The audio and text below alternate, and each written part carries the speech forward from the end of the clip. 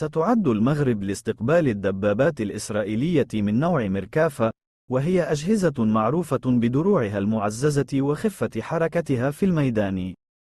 وتعد هذه الصفقة نقطة تحول حقيقية، بعد أن رفضت إسرائيل حتى الآن نقل مثل هذه الأسلحة إلى دول أجنبية أخرى. في ذات الإطار من المرتقب أن يقتني الجيش المغربي مجموعة 200 دبابة إسرائيلية من نوع ميركافا، حسب ما ذكرته صحيفة تايمز أوف إسرائيل.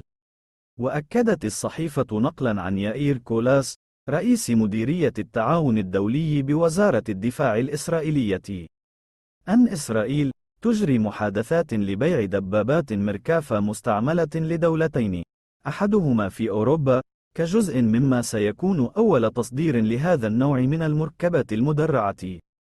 جدير بالذكر أن دبابة ميركافا هي الدبابة القتالية الرئيسية للجيش الإسرائيلي منذ الثمانينيات، وقد تم تطويرها وتقديمها بعد حرب عام 1973 عندما تكبدت الوحدات المدرعة الإسرائيلية خسائر كبيرة ضد مصر وسوريا.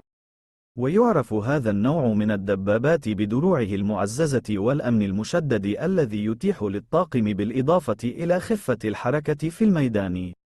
وقد تم تصميمه لتقليل اعتماد إسرائيل على الأسلحة الأجنبية، وأصبح منذ ذلك الحين رمزا للبراعة العسكرية للبلاد.